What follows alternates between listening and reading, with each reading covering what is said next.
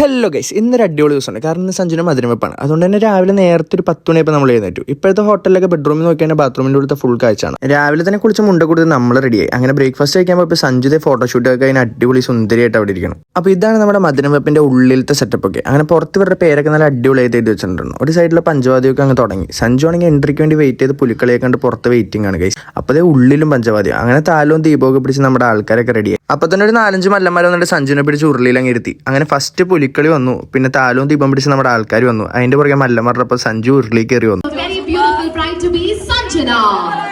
പിന്നെ അങ്ങോട്ടൊരു Oppana and Margamkali dance വാർ ആയിരുന്നു guys. Full അവർ മത്സരിച്ച് ഡാൻസ് കളിക്കണായിരുന്നു. നമ്മുടെ ആൾക്കാരാണെങ്കിൽ അവിടെ ഇരുന്ന് ഫുൾ വൈബിംഗ് ആണ് ഗൈസ്.